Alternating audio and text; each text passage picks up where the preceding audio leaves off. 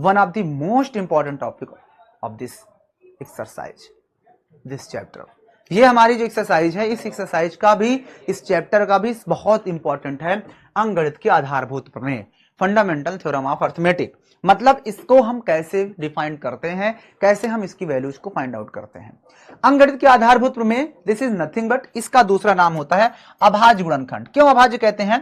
क्योंकि भैया इसका रूल यही कहता है कि अगर आपके पास कोई भी एक भाज्य संख्या हो, कोई भी भाज्य संख्या हो, और उसे तुम क्या कर दो, अभाज्य संख्या के गुणनफल जैसा लिख दो, अभाज्य संख्या के ऐसे गुणा के फॉर्म में लिख दो। अभाज्य संख्याओं को तोड़ लो और इस तरह से उन्हें गुणा करते हुए लिखते चले जाओ, ऐसे लिखते हुए चले जाओ, जितना हो उतना लिख दो, इतना।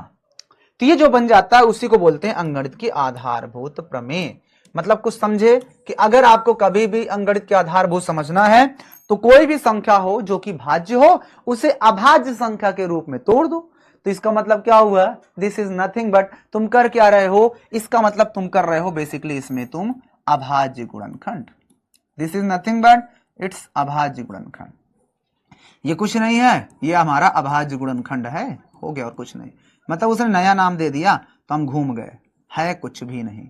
मतलब किसी भी संख्या का अभाज्य गुणनखंड कर दो तो वही अभाज्य गुणनखंड होता है, और वहीं पर क्या बनता है, उसी को हम अंकगणित की आधारभूत प्रमेय कहते हैं। समझ गए? लेट्स से मैं अगर आपके सामने एक क्वेश्चन रखता हूं, आपके सामने मैं एक क्वेश्चन दिखाता हूं, तब आप लोग ज्यादा अच्छे समझोगे। ध्यान से देखो, मैंने आपको एक क्वेश्चन दे दिया कि चलो आपके पास जो है 140 है और इसको क्या करो, अभाज्य गुणनखंड के रूप में लिखो। तो तुम जानते हो कि ये 140 जो है वो एक भाज्य संख्या है, क्योंकि भाज्य संख्या किसको कहते हैं, जिसके 3 या फिर 3 से ज्यादा गुणनखंड हो जाए वो भाज्य होता है। अभाज्य जिसके सिर्फ 2 ठो गुणनखंड हो, एक से कटे और अपने टेबल से कटे। समझ गए ना? तो इसका मतलब अगर हम 144 को तोड़ते हैं 140 को, तो पहले 2 से काटोगे तो 2 सते 14 हो जाएगा, फिर 0, अब कितने से काटोगे 2 से, तो 2 से तो ये 35 दुनाई 70, अब कितने से 5 से, तो ये 5 सते 35, फिर से 7 से, तो 7 एक कम 7 हो गया। कहने का मतलब कि तुमने जब यहां पर 140 को तोड़ा, जब तुमने यहां पर 140 को तोड़ा तो वो किस फॉर्म में टूटा, तो देखो पहले 2 फिर गुणे 5, तो 2 गुना 2 गुना 5 और फिर गुना 7। और चेक करो, तुम्हें ऐसा नहीं समझ में आ रहा कि ये हमारी एक भाज्य संख्या है और ये अभाज्य संख्या है। भाई ये क्या है, कंपोजिट नंबर है ना। सी मतलब होता है कंपोजिट, सी मतलब होता है कंपोजिट, और पी मतलब होता है प्राइम। तो बाबू ये प्राइम नंबर है, इसको हमने गुणा कर दिया, अगेन प्राइम नंबर है, इसको भी हमने गुणा कर दिया, अगेन हमारे पास ये प्राइम नंबर है, इसको भी गुणा कर दिए, अगेन हमने जो गुणा किया है वो भी प्राइम नंबर है। मतलब आपने देखा कि एक भाज्य संख्या, कंपोजिट मतलब भाज्य संख्या को अभाज्य संख्याओं के गुणनफल के रूप में लिख दिए। तो इसी को बोलते हैं अंकगणित की आधारभूत प्रमेय। समझ गए? तो मतलब कि कोई पूछे अंकगणित की आधारभूत प्रमेय क्या है, तो कुछ नहीं है, ये अभाज्य गुणनखंड कर दो, जो नंबर दे उसको तोड़ के गुणनफल के जैसा लिख दो, वही तुम्हारा अभाज्य गुणनखंड हो गया। समझ गए? ठीक है ना? विवेक लोधी राजपूत, 2 सेकंड लगेगा ब्लॉक करने में। तुम यहां पे किसी का असिस्टेंट बन के आए हो क्या? पढ़ने आए हो ना, कि तुम यहां पर पर्सनल चीजें पूछने आए हो? ब्लॉक करवा दूंगा, फिर चले जाओगे, टिया टिया फिस हो जाएगा तुम्हारा। तो पढ़ने आए हो तो कायदे से पढ़ाई करो। क्या करोगे जान करके? यही क्वेश्चन पूछ लिए होते, पहला ही क्वेश्चन, वो भी उठपटांग का। पढ़ रहे हो तो कायदे से पूछ रहे हैं, जो पढ़ रहे हो उससे रिलेटेड पूछो। चलो आइए अब बढ़ते हैं आगे। अब देखो हमारी जो एक्सरसाइज है, उस एक्सरसाइज के अंदर क्वेश्चंस हैं और उन क्वेश्चंस को हमें करना है। अब उन्हें क्या करना है, जल्दी बताओ। अब हमें क्या करना है, उन सभी क्वेश्चंस को एक बार बताओ भैया फटाफट। अब इन क्वेश्चंस को गुणनफल के रूप में लिखना है। अब देखो यहां पर उसने एक वर्ड यूज भी कर दिया, क्योंकि उसे पता हो गया कि अरे अब तो ये लोग जान गए कि मैं कुछ भी नहीं हूं, मेरा कोई अस्तित्व नहीं है। तो कहता है भैया कि अभाज्य गुणनखंड के रूप में लिख दो, यानी इनको अभाज्य गुणनखंड जैसा लिख देना है। ठीक है ना? तो 140 तो इजी है, अभी हमने 140 को तो तोड़ दिया है, तो ये क्वेश्चन तो आप लोग कर भी लोगे। अब 140 को हमने तोड़ा ना भाई, 140 को क्या तोड़ा बोलो? अभी आपने जब 140 को सॉल्व किया है तो क्या टूटा है बोलो? देखो 140 क्या टूटा है, ये 2 गुणे 2, 2 बार आया तो 2 की घात 2 लिख देते हैं इसको। जब भी कोई चीज 2 बार 3 बार आए तो उसको घात लगा दिया। 2 दूनी 4, 4 पंचे 20, और 20 सत्ते 140, यही है ना। चलो, तो ये हो गया पहले प्रश्न का आंसर, ठीक है ना। तो आप लोग भी अगर ऐसे आप लोग नहीं करना, आप कॉपी पे लगाना इसको, ठीक है ना। तो ये पहला प्रश्न हो गया, कर लोगे ना। हाँ हाँ बिल्कुल, 140 बता दिया इसलिए मैंने नहीं किया इसको। सेकंड वाला आइए करके दिखा देते हैं, सेकंड वाले को हल करते हैं, इसको आइए हल करते हैं। अगर आप सेकंड वाले को हल करना चाहोगे तो फिर से वही काम करना होगा। सबसे पहले आप 156 को क्या करोगे, तोड़ोगे। कितने से तोड़ोगे, 2 से। तो देखो 2 से काटेंगे तो 2 सत्ते 14, एक बचेगा, 2 अठे 16। अब कितने से, 2 से। तो देखो 2 त्याई 6, एक बचेगा, 2 9 18। फिर से 3 से तो 13 3 39। अब फिर से 13 13 एक कम 13। कहने का मतलब ये हुआ कि आपने जब 140 को तोड़ दिया, तो मैं नीचे लिख दूं, यहाँ पे दिख रहा होगा ना, सॉरी 156 को तोड़ दिया तो क्या बना आपका 156। तो देखो 2 गुणे 2, 2 से 2 बार टूटा तो 2 की खाते 2 लिख देंगे, और गुणे में 3 है तो 3 लिख देंगे, और गुणे में 13 है तो 13 लिख देंगे। हो गया, टूट गया। मिला लो, अपना आंसर भी मिलाते चलो, सभी लोग आंसर्स भी मिलाते चलेंगे, सही है, ठीक है ना। आ रहा है समझ में सभी को। क्या आप लोग को गुणनखंड करने में कोई दिक्कत है? कौन सा गलत है ये भाई? 2 दूनी 4, 4 तीन 12, 12 तीन 36 हो गया, 12 कम 12 3 15, 156 आ तो रहा है। डन है। सेकंड वाला ये देखो, 2 दूनी 4, 4 पंचे 20, 20 सत्ते 140। अगर किसी कोई दिक्कत है बताओ। Is it clear? No problem, very nice, बहुत ही शानदार। और करा दो एक क्वेश्चन ऐसा ही। चलो आइए एक क्वेश्चन और करवा देते हैं सेम प्रोसेस से। ये एक करा देता हूं, उसके बाद कर लेना खुद से। अब आइए आइए देखिए, बिल्कुल सेम प्रोसेस से हैं, इसको भी करते हैं हल। देखो 38 25 है, कितना लिखा है 38 25। तो हम 38 25 को क्या करेंगे, तोड़ेंगे। अब तुम्हें पता है कि जब 38 25 को आप तोड़ोगे, अगर आप लोग 38 25 को तोड़ोगे तो कितने से काटोगे बोलो? 3 से कटेगा। तो 3 से काटने के लिए सभी अंकों का योग 3 से कटना चाहिए। देखो 5 2 7, 8 7 15, 16 17 18, 3 से कट रहा है, 3 से काटो। जब 3 से काटोगे देखो 3 एक कम 3 हो गया, और ये नहीं कर दिया, 3 दूना 6 हो जाएगा, 2 बचेगा, 2 इसके साथ 3 7 21, एक बचेगा, 3 5 15। तोड़ना तो आता है ना। अब कितने से काटेंगे, फिर से 3 से कट रहा है, तो देखो 3 चौके ये 12 हो जाएगा, और ये 3 दूना 6 हो जाएगा, एक बचेगा, 3 5 15। अब देखो क्या फिर से ये 3 से कटेगा, तो 5 2 10, 10 4 14, सॉरी 5 2 7, 7 4 11। नहीं कटेगा तो 5 से काटेंगे, क्योंकि लास्ट में अगर 0 या 5 होता है तो 5 से भी तो कटता है। तो यहां पर कितना हो जाएगा, 5 से 5 8 40 हो जाएगा, 2 बचेगा, 5 5 25। अब देखो 5 8 40, 2 बचा, 5 25, 5 से फिर से काट दो तो 17 5 85 हो जाएगा। एंड 17 को काटना चाहोगे तो ये भैया 17 एक कम 17 कटेगा। अब मुझे बता दो कितने लोग हैं जिन्हें ये बात समझ में नहीं आई। डन। तो आपने 38 25 को तोड़ दिया, और 38 25 को जब तुमने तोड़ा तो क्या टूटा, तो मैं यहां लिख दूं क्या, बोलो सभी लोग बताइए, क्या लिख दें, बोलो क्या लिख दिया जाए, बोलो लिख दिया जाए।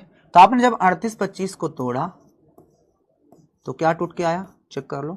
38 25 तो 3 से 2 बार कटा, 3 की घाते 2 लिख देंगे।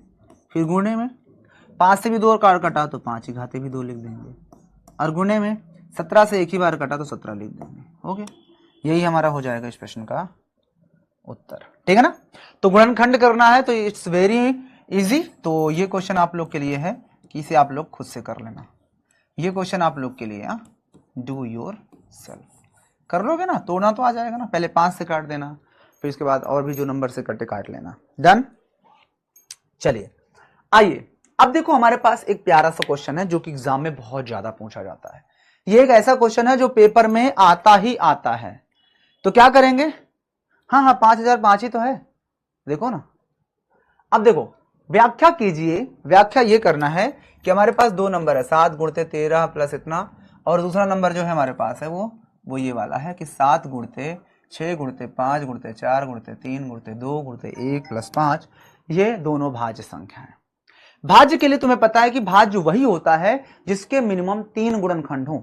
अगर कोई भी संख्या के मिनिमम 3 गुणनखंड हो जाए तो एक भाज्य संख्या होती है। जैसे मैं बात कर लूं 1 का, तो 1 भैया 1 से कटेगा, और अपने टेबल से बेसिकली एक ही फैक्टर हुआ इसका, इसलिए ये भाज्य नहीं होता। अगर हम 2 की बात करें तो ये 1 से कटता है, अपने टेबल से कटता है, तो ये अभाज्य है, भाज्य नहीं है। 3 भी इसी तरह से है, 1 और 2 से कटता है, मतलब अपनी टेबल से कटता है। लेकिन जैसे तुम 4 पे बढ़ोगे ना बाबू, 4 पे, तो देखो 4 अपने टेबल से भी कटेगा और 4 से मतलब 1 से भी कटेगा, लेकिन इसके अलावा देखो ये 2 से भी कट रहा है, जिसके मिनिमम 3 गुणनखंड हो गए ना। तो कहने का मतलब अगर किसी के मिनिमम 3 ठो गुणनखंड भी आ जाए तब भी एक भाज्य संख्या होती है। 3 से ज्यादा हो जाए कोई दिक्कत नहीं, कम नहीं होने चाहिए, कम नहीं होने चाहिए, ठीक है ना। अब यहां पर देखो ध्यान से, अब हम इसे कैसे करेंगे, क्या लिख रहे हो सर, कॉपी पर लिख लें, अभी मत उतारो, बाद में खुद से करना। अभी मेरे साथ उतारोगे तो फिर ये कोई मतलब नहीं है। अभी मैं समझा रहा हूं, उसके बाद क्वेश्चंस करवा रहा हूं, तो पूरा फोकस वहां होना चाहिए, उसके बाद आप कॉपी पे नोट कर लेना, ठीक है बाबू। आइए इस क्वेश्चन को देखते हैं ध्यान से और इस क्वेश्चन को भी निपटाते हैं कि कैसे करेंगे, जरा गौर से देखना। हल डालते हैं, यहाँ पे हल डालने के बाद कहता व्याख्या कीजिए। तो 2 क्वेश्चन हमारे पास है, तो मैं पहले इसको उठा लूं, इसको सिद्ध कर देते हैं भाज्य है, सेम प्रोसेस से इसको भी सिद्ध करना है भाज्य है। देखो क्या लिखा है, 7 गुणते 11 गुणते 13 फिर प्लस का 13, यही लिखा है। तो तुम ध्यान देखोगे तो हमारे पास इसमें कितने टर्म्स हैं, तो 2 ही टर्म है, क्योंकि गुणे वाले को एक ही टर्म गिना जाता है और प्लस के बाद ये दूसरा टर्म। तो इसके अंदर आप लोग ध्यान से देखोगे तो इसमें सिर्फ 2 ही टर्म दिख रहा है, एक टर्म यहां से यहां तक है एंड सेकेंड इज ये वाला प्लस के बाद वाला जो टर्म है ये दूसरा टर्म होता है। तो 2 टर्म है, तो जब 2 टर्म होते हैं ना, कितने 2 टर्म होते हैं, तो पहले हम लोग क्या करेंगे, पहले हम लोग एक टर्म को उठाएंगे देन दूसरे टर्म को उठाएंगे। तो इन दोनों टर्म के अंदर देखो ऐसी कोई चीज है जो तो कॉमन दिख रही हो इन दोनों टर्म के अंदर, तो तुम कहोगे सर इसमें 13 दिख रहा है, 13 निकाल लो, क्योंकि इसमें भी 13 है। तो जैसे तुम 13 निकाल लोगे तो यहां से क्या बचा, 7 फिर गुणे में 11, और ये 13 तो बाहर आ गया, 13 कम 13 तो लिखना चाहो 1 लिख सकते हो, कोई मतलब नहीं है, और फिर 13 कम 13 तो प्लस के बाद 1 लिखना जरूरी है, कॉमन ले लिए। अब देखो कितना हो जाएगा 13, अब देखो 11 से 77, 77 में 1 जोड़ दोगे तो 78 आ जाएगा, नहीं आ जाएगा भाई, देखो ना 13 वैसे ही है, और 11 का 7 में गुणा 77, 77 में 1 जोड़ोगे तो 78 हो जाएगा। अब तुम खुद देखो ये तो 2 ठो फैक्टर्स तो हैं ही, क्या इसके साथ गुणे में 1 नहीं होता है, होता है कि नहीं होता, बोलो भैया, होता है कि नहीं होता 1। आप ये भी कर सकते हो, 78 को तोड़ दोगे 2 से टूट जाएगा, ये 2 गुणते 39 हो जाएगा, तो 2 1 मिल गया, तो इसका मतलब इसके 3 से ज्यादा गुणनखंड बन रहे हैं। तो जब किसी के भी 3 से ज्यादा गुणनखंड बन जाते हैं तो एक क्या संख्या हो जाती है, एक भाज्य संख्या हो जाती है। भाई इसके गुणे में कुछ नहीं, तो 1 तो है ना गुणे में, आपको साफ साफ दिख रहा है 3 गुणनखंड तो यही हो गए, इसका मतलब ये इसको भी सॉल्व करोगे तो इसको अभी और टूट जाएंगे 78 के, तो इसके फैक्टर 3 से तो ज्यादा ही होंगे ना, तो लिख देंगे यहां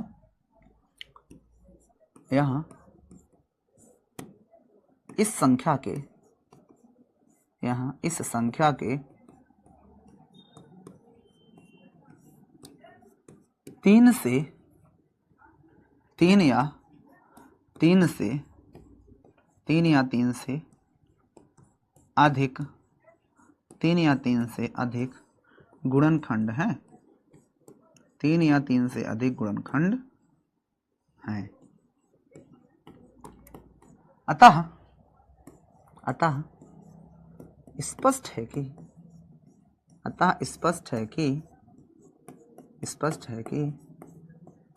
यह एक भाज्य संख्या है। अतः स्पष्ट है कि यह एक भाज्य संख्या है।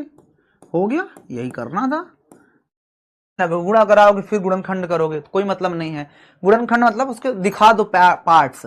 अगर भाज्य संख्या प्रूव करनी है तो उसके मिनिमम 3 से ज्यादा गुणनखंड हो, मतलब गुणा के फॉर्म में मिनिमम 3 ठो लिखा हो गुणा करके। तो यहां पर देखो गुणा करके मिनिमम 3 ठो तो लिखा ही है ना, इसलिए सर समझ में नहीं आया। एक बार फिर से देखो, हमारे पास ये क्वेश्चन था, इसे प्रूव करना है कि भाज्य है। भाज्य तभी होगा जब इसके मिनिमम 3 ठो गुणनखंड होंगे, कम से कम 3 गुणनखंड हो, ज्यादा से ज्यादा चाहे जितने हो जाएं, ठीक है ना। अगर 2 होंगे सिर्फ तो भाज्य हो जाए, मतलब अभाज्य हो जाएगी। तो हमने क्या किया, एक ये और एक ये, तो इन दोनों में देखोगे तो प्लस के बाद एक टर्म ये है, प्लस के पहले ये पूरा एक टर्म गिना जाता है। तो इन दोनों के अंदर देखोगे 13 कॉमन आ रहा है, तो 13 को बाहर निकाल लिए।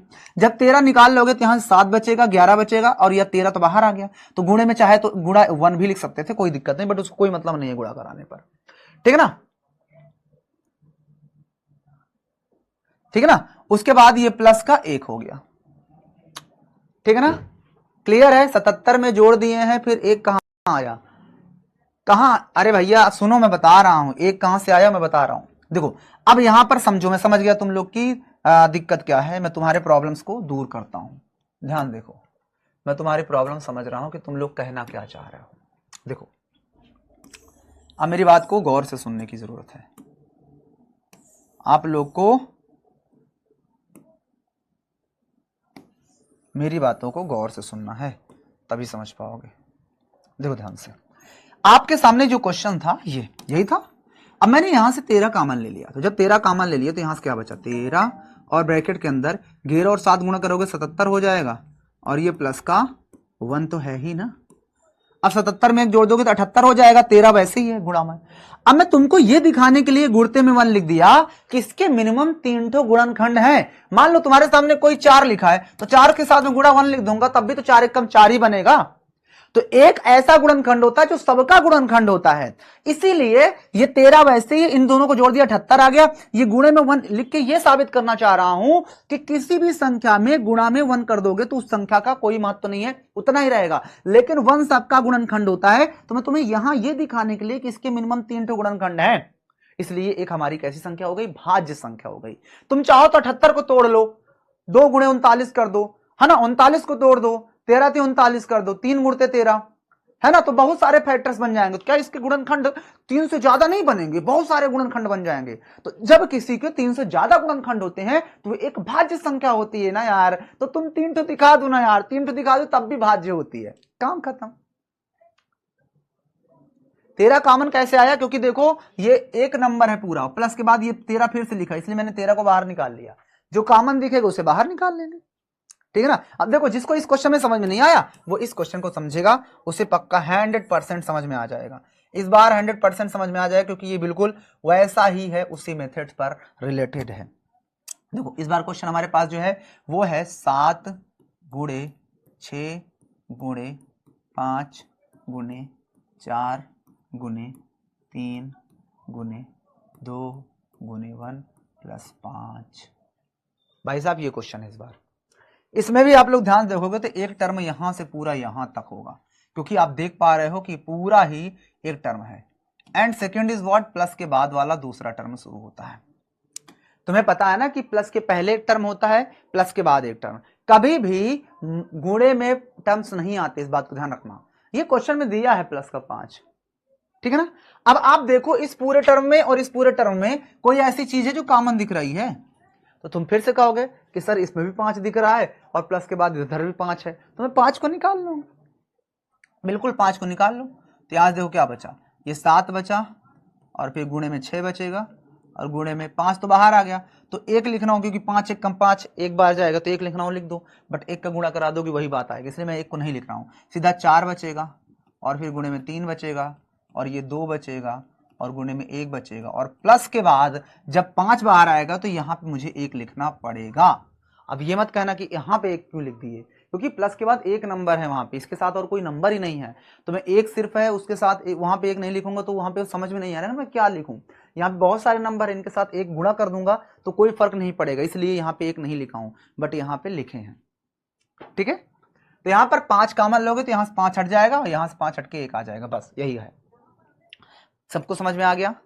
अब देखो ध्यान से, ये 5 एज राइट रहेगा और इन सबको गुणा करा देंगे, तो गुणा कराओ कितना आएगा, बोलो गुणा करा लोगे, बोलो गुणा करा दिया जाए। चलो तुम्हारे सामने हम गुणा कराते हैं, उठाते हैं अपने मैथ्स के टूल को, ये रहा हमारा टूल। तो भैया देखो कितना हो जाएगा, देखो 1 2 के 2 2 3 6 6 चौके 24 हो गया, देखो 4 3 12 12 2 24, तो 24 का गुणा कर देंगे किससे, देखो 4 3 12 2 24 और सक्षम 42 में 42 में, तो 42 का गुणा कर देंगे तो 1008 आ जाएगा, है ना। और ये प्लस का 1 करना पड़ेगा, ये +1, ठीक है ना। तो यहाँ पर कितना आ गया, देखो 5 गुणते इसको जोड़ दोगे तो 1000 कितना हो गया, 9 हो जाएगा, यही बनेगा ना, बोलो यही तो बनेगा। अब फिर से वही मैं दिखाना चाहता हूँ, अगर तुम इसको तोड़ना चाहोगे टूटेगा तो ठीक है, नहीं भी टूटेगा तो क्या इसके गुणे में 1 नहीं होता है, 1 तो होबे करेगा ना गुणे में, 1 तो गुणे में होबे करेगा ना। और जब 1 में गुणे में लिख दिए तो इसके भी तो मिनिमम 3 गुणनखंड बन रहा है ना, और किसी के भी 3 या 3 से ज्यादा गुणनखंड होते हैं तो वो क्या होता है, एक भाज्य संख्या होती है। तो आप चाहो तो इसी पूरी बात को यहां पर भी कॉपी पेस्ट कर सकते हो, इसी बात को यहां भी कॉपी पेस्ट कर दो, कोई दिक्कत नहीं, ठीक है ना, ठीक है ना, क्योंकि किसी से कटेगा ही नहीं, 3 गुणनखंड हो गया, समझ गए। हाँ हाँ बिल्कुल आकाश कुमार, बिल्कुल समझ में आएगा, बस पढ़ने की जरूरत है। अच्छा क्वेश्चन है ना, बहुत ही शानदार क्वेश्चन है, बहुत ही बेहतरीन क्वेश्चन है, ठीक है ना। हाँ पीडीएफ मिलेगी बाबू, पीडीएफ क्यों नहीं देंगे, पीडीएफ तो देना पड़ेगा रे बाबा, पीडीएफ नहीं दूंगा तो फिर कौन देगा। चलो अब देखो आप लोग को अब अभाज्य गुणनखंड करना भी सीख गए तुम लोग, और भाज्य अभाज्य को पता करना भी सीख गए। अब हमारा एक बहुत ही बेहतरीन टॉपिक होता है जिसका नाम है लासा और मासा, ठीक है ना, लासा और मासा। तो लासा और मासा में जो लासा होता है उसे शॉर्टकट में ला और सा लिखते हैं, और ला का मतलब होता है लघुत्तम, सा का मतलब होता है समापर, मतलब इसका मतलब होता है ला और इसका मतलब है सा। तो कहने मतलब इस चीज को हमने शॉर्टकट में लिखा है लासा को, और जो मासा होता है वो महत्तम समापवर्तक को लिखा गया है, तो ये मा और सा। तो यहां से आप लोग को दिमाग लगाना और समझना है कि हमारा जो लासा होता है लघुत्तम समापवर्त, उसको हम लोग ला और सा लिखते हैं, और यह लघुत्तम समापवर्त्य होता है और ये महत्तम समापवर्तक होता है। ये मत सोचना कि समापवर्तक दोनों सेम होता है, यहाँ पे लघुत्तम समापवर्त्य, यहाँ पे महत्तम समापवर्तक। तो वर्त्य और वर्तक में समझना। एंड इंग्लिश में बोले तो लासा को एलसीएम बोलते हैं। एलसीएम का फुल फॉर्म होता है लीस्ट कॉमन मल्टीपल, या फिर लोएस्ट कॉमन मल्टीपल भी कह सकते हो। एचसीएफ का मतलब होता है हाईएस्ट कॉमन फैक्टर, सॉरी हाँ हाईएस्ट कॉमन फैक्टर्स कहते हैं, ठीक है ना। एच मतलब हाईएस्ट, सी मतलब कॉमन, और एफ मतलब फैक्टर्स, ठीक है ना। तो जो हाईएस्ट कॉमन फैक्टर होता है वो होता है एचसीएफ यानी मासा, और जो लोवेस्ट कॉमन मल्टीपल होता है वो होता है लासा, मतलब लघुत्तम समापवर्त्य। तो क्या इतनी बातें हर किसी को समझ में आ गई? बोलो भैया, क्या आप में से कोई ऐसा है जिन्हें यहां तक कोई प्रॉब्लम हुई? सर आप मेरा कमेंट नहीं देखते हैं, सोनी तुम्हारे कमेंट को नहीं देखेंगे तो किसके कमेंट को देखेंगे? बस एक बार ये बता दो क्या लासा और मासा की फुल फॉर्म तुम लोग को समझ में आ गई?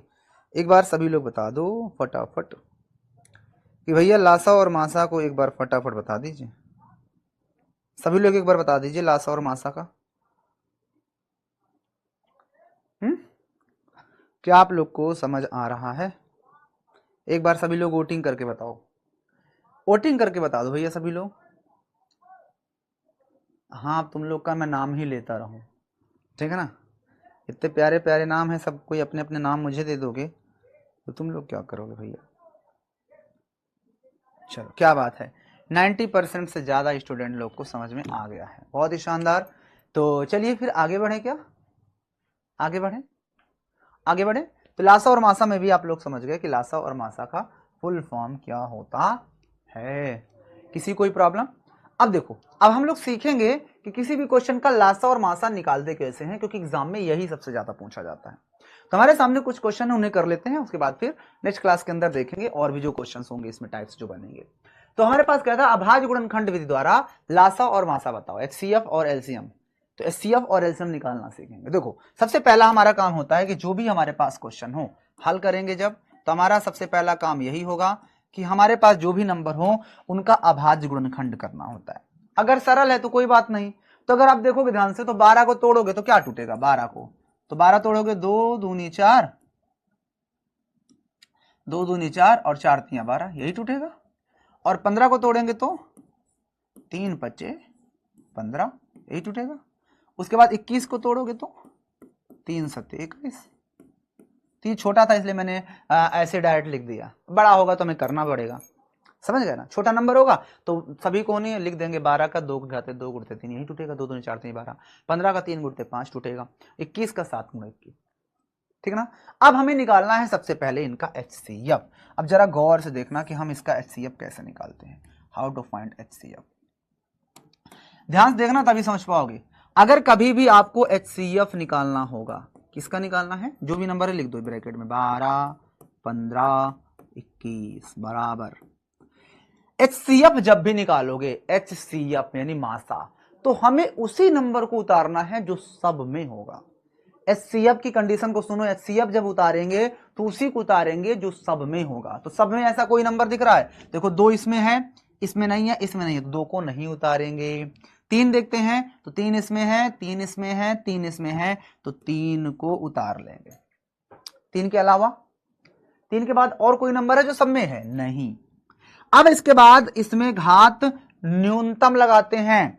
HCF जब निकालेंगे तो सबसे पहले वो सारे नंबर लिख देंगे जो सब में होंगे। मान लो गुणे में यहां पर मान लो कि जैसा 2 है, यहां पर मान लो गुणे में यहां भी 5 होता, यहां भी एक 5 घाते, मान लो कि नहीं यहां पर 5 घाते लेट से 2 लिखा होता, 5 घाते 2, ठीक है ना, और यहां भी गुणे में 5 होता, तो फिर सब में देखो 5 मिलता तो गुणे में 5 को भी लिख लेते, बट 5 नहीं है इसलिए 5 को नहीं लिखेंगे, तो हटा देते हैं इसको। फिर हम लोग क्या करते हैं, इतना काम करने के बाद जो भी हमारे पास HCF निकलता है उसकी घात को देखते हैं कितना है। जैसा यहां पर सब में सिर्फ 3 ही मिल रहा है, इसके अलावा कुछ नहीं, इसकी घात न्यूनतम लगाएंगे, अधिकतम नहीं, न्यूनतम घात लगाएंगे। तो HCF में इसकी 3 की न्यूनतम घात कितनी है, तो एक ही एक बार आए हैं सब, इसकी भी घात न्यूनतम एक ही है, इसकी भी एक ही है, इसकी भी एक। अगर मान लो किसी की घात अधिकतम 2 लगी होती तो उससे कोई मतलब नहीं, कम वाली घात को ही लगाएंगे, ठीक है ना। अगर मान लो थोड़ी देर के लिए इसमें 3 घाते यहाँ पे 2 होता, यहां पर 3 घाते 3 होता, और यहां पर लेट से 3 घाते 4 होता ये वाले में, तब इस कंडीशन में भी सब 3 सब में है तो 3 तो आता ही, लेकिन न्यूनतम घात इस बार कितनी दिख रही है, तो न्यूनतम घात 2 ऐसी है जो सब में मिल जाएंगी, इसलिए फिर 2 घात लगाते हैं, क्योंकि इन सब में न्यूनतम घात यही वाली है ना। इस कंडीशन में देखोगे तो 3 की न्यूनतम घात 1 ही है, इसलिए पावर 1 लगेगा, तो यहां से HCF जो तुम्हारा निकल के आएगा वो 3 ही निकल जाएगा, समझ गए ना, इसलिए घात 1 लिखो चाहे ना लिखो, मैं लिख के समझा दी हूं ताकि आप लोग समझ जाएं, ठीक है ना। अब आते हैं LCM कैसे निकालेंगे। अगर मैं इसका LCM निकालना चाहता हूं 12, 15, 21 का, तो LCM कहता है कि बिल्कुल फ्री छोड़ा हूं, जौन जौन अभाज्य नंबर दिख जाए सबको घसीट के पहले लिखो तुम। तो इसमें जो जो अभाज्य नंबर से कटे हैं वो सारे नंबर लिखो। देखो 2 से भी कटा है तो 2 को भी लिख लो, फिर गुणे में 3 से भी कटा है 3 को भी लिख लो, उसके बाद 5 से भी काटा गया है तो 5 भी अभाज्य नंबर लिख लेंगे, फिर 7 से भी कटा है तो 7 को भी लिख दो। समझो, LCM कहता है कि जो जो नंबर से कटा हो, जो जो अभाज्य नंबर दिखे वो सब उतार लो, किसी में हो चाहे ना हो, ठीक है ना। तो देखो 2 से भी कटा है, लेकिन रिपीट नहीं करना कि 2 यहां है फिर 2 फिर से 3 यहां है फिर 3 यहां भी लिख दो ना, सिर्फ एक एक बार लिख दो। देखो ये नंबर 2 से भी कटे हैं अभाज्य नंबर, 3 भी एक अभाज्य नंबर है, 5 भी एक अभाज्य नंबर है, 7 भी है। अब HCF में घात न्यूनतम लगाते थे, ध्यान देना, HCF में घात न्यूनतम लगाते थे, लेकिन इसमें अधिकतम लगाएंगे, इसमें घात ज्यादा वाली लगाएंगे। तो 2 अधिकतम कितने बार आया, 2 बार, तो 2 की घाते 2। 3 अधिकतम एक ही बार आया है, 5 भी एक ही बार, तो ये सब एक एक बार ही आए हैं, तो इनको गुणा कर दो, 2 दूनी 4, 4 तीन 12, 12 पंचे 60 हो जाएगा, तो ये 420 आपका आंसर बन जाएगा। चेक कर लो, क्या आप लोग का भी 420 आ रहा है, सिंपल है, ठीक है ना। गुणा कर लो, 2 दूनी 2 तीन 6, 6 पंचे 20, 6 पंचे 30 हो गया, 7 21 210 वालों बहुत मारेंगे, घात अधिकतम भी लगाएंगे, 2 बार अधिकतम है, तो 2 दूनी 4, 4 तीन 12, 12 पंचे 60, 60 गुणते 7 करोगे तो 420 आ जाएगा, ठीक है ना। एक क्वेश्चन और देख लें क्या, चलो एक क्वेश्चन और हमारे पास है, इस क्वेश्चन को भी आइए निपटा ही देते हैं, फिर आप लोग की छुट्टी करेंगे, ठीक है ना। एक क्वेश्चन और निपटा देते हैं इसी का, आइए इस क्वेश्चन को हल करते हैं। इसको भी तोड़ोगे तो सारे नंबर अभाज्य नंबर जैसे ही लिखे हैं, सारे नंबर अभाज्य हैं। 17 को तोड़ोगे तुम क्या तोड़ोगे भैया, 1 गुणते 17 ही टूटेगा भाई, 17 कोई फैक्टर नहीं इसलिए 1 तो है ही ना, 1 लिख दिए। इसी प्रकार से 23 को तोड़ोगे तुम तो 23 का भी फैक्टर 1 गुणते तो 23 ही होगा और कुछ नहीं होगा। उसके बाद 29 तोड़ोगे तो 29 भैया 1 गुणते 29 ही होगा, इसमें तो कुछ मिल ही नहीं रहा है ना। अब हमें फिर से इसका HCF निकालना है, HCF निकालना है ना, बोलो, फिर से हमें HCF निकालना है इसका। तो यहाँ पर जब मैं इनका HCF निकालूंगा, HCF किस नंबर का, 17, 23 और 29, तो क्या आ जाएगा, जो सब में हो। तो देखो सब में एक ही दिख रहा है, एक के अलावा ऐसा कोई नंबर नहीं है जो सब में है ना। अब इसकी घात न्यूनतम लगाएंगे तो एक ही बार आ रहा है, इसकी भी न्यूनतम घात एक ही है, इसकी भी न्यूनतम घात एक ही है, इसलिए एक ही HCF हो जाएगा। डन। अब हम बात करेंगे इसी के LCM की, LCM ऑफ 17, 23, 29, तो ये कितना हो जाएगा। LCM कहता है सारा नंबर उतारो जो जो लिखे।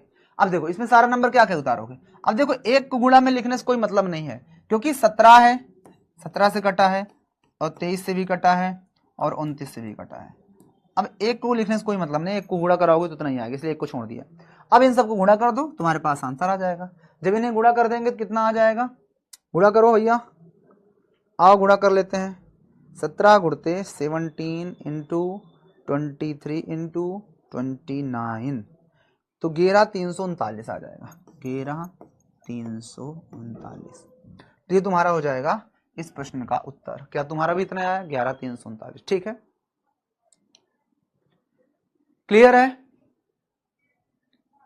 क्लियर है भैया? एक बार बता दो सभी लोग, इज इट क्लियर? तो आप लोग को इस तरह से इन क्वेश्चंस को करना था, ठीक है ना। बहुत ही प्यारे प्यारे क्वेश्चंस थे जो कि मैंने आप लोग को करवा दिए, ठीक है ना। एक इसमें टॉपिक और बचता है जिसको हम लोग नेक्स्ट टाइम सीखेंगे। एंड यहाँ पर रिकैप में आपको परिमेय संख्या को पता होना चाहिए। परिमेय संख्या मतलब होता है मतलब रेशनल नंबर होता है। यहाँ पे थोड़ा सही कर लेना, ये होता है रेशनल नंबर, रेशनल होता है, रेशनल, रेशनल, RATIONAL,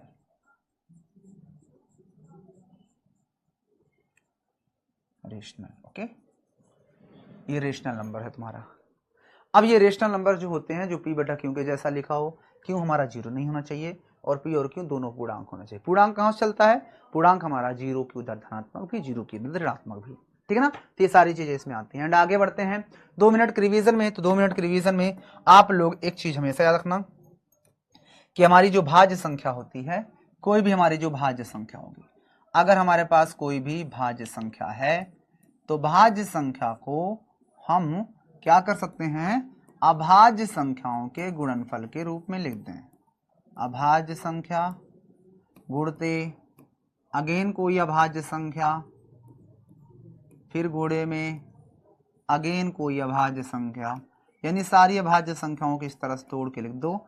यही हमारी अंकगणित की आधारभूत प्रमेय होती है। ये चलती रहेगी, हो सकता है कभी खत्म ना हो, तो जितने में खत्म हो जाए वही हमारा अभाज्य संख्या का रूप हो जाता है। एक बार मुझे आप सभी लोग बता दीजिए, अगर कोई ऐसा बालक हो जिन्हें ये बात समझ में ना आई हो। आ गई तो कोई बात नहीं, बहुत अच्छी बात है, ये बहुत शानदार बात हो जाएगी। अगर आप लोग को आ गई तो मेरे लिए तो लेटेस्ट न्यूज हो जाएगी कि एक ही बार में आप लोग समझ में। चलो आगे बढ़ते हैं। तो हमारा नेक्स्ट जो होगा अपरिमेय संख्याओं का पुनर्भ्रमण होगा, लेकिन आपको इससे पहले मैं लास और मासा के बारे में बता दूंगा, देन इसको हम लोग स्टार्ट करेंगे, ठीक है ना। तो ये था हमारा आज का प्यारा सा काम। चलिए दिव्यांशी सिंह राजपूत, लो तुम्हारा नाम ले लिया, ठीक है। चलो तो बस यही थी आज की प्यारी सी class. And thank you so much, ठीक है ना। एक प्यारा सा दिल जो है ना, ये मेरी तरफ से सभी आप लोग के लिए गिफ्ट है, ठीक है ना। तो देखो मजा आएगा, आपको धैर्य रखने की जरूरत है, स्टार्टिंग है, ठीक है ना। तो आप लोग को मजा आएगा, सब कुछ समझ में आएगा, बस धैर्य रखो, ठीक है ना। बस जाते जाते एक बार मुझे ये बता दो कि आज की क्लास आप लोग को कैसी लगी। सभी लोग वोटिंग करेंगे, आज पहला दिन है, आज तो सभी लोग को वोटिंग करना ही पड़ेगा। आज की क्लास में सभी लोग वोटिंग करके बता दो आज की क्लास कैसे लगी। सभी लोग जल्दी से वोटिंग करके बता दो। सभी लोग बता दीजिए आज की क्लास कैसी लगी, आज की क्लास कैसी लगी। सभी लोग बताइए, क्या बात है। 93% लोगों को अच्छी लगी, भी 7% लोग हैं जिन्हें अभी अच्छी नहीं लगी, बट कोई बात नहीं, करते हैं फिर आज की इस प्यारी सी क्लास को फिनिश। मिलेंगे फिर आपसे नई क्लास में, नए अंदाज में, नई एनर्जी के साथ, नए कॉन्फिडेंस के साथ। तब तक के लिए सभी को लव यू एंड जय हिंद, बाय बाय।